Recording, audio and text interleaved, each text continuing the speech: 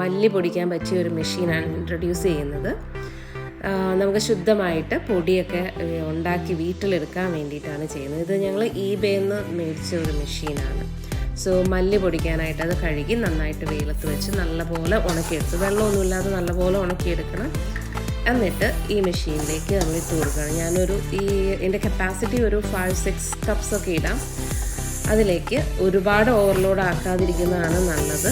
ഇട്ടിട്ട് നമ്മൾ പതിയെ ഇതിൻ്റെ ഒരു ലോക്കിംഗ്, അതിൻ്റെ ലിഡിൽ ഒരു ലോക്കിംഗ് സിസ്റ്റം പോലെയാണ്.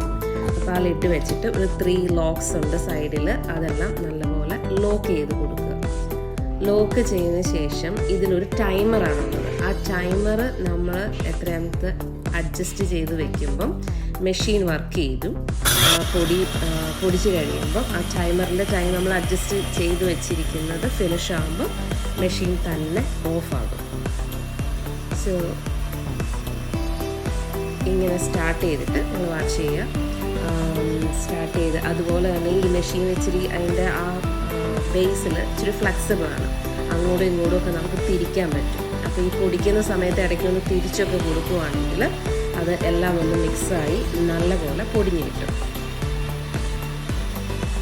നമ്മളിപ്പോൾ ന്യൂസിലൊക്കെ ഒരുപാട് കേൾക്കുന്നുണ്ടല്ലോ, മായം കലർന്ന പൊടി അത് എന്നൊക്കെ. അപ്പം നമുക്ക് ഇങ്ങനെ ഒരു മെഷീൻ വീട്ടിലുണ്ടെങ്കിൽ പെട്ടെന്ന് പണി തീരും.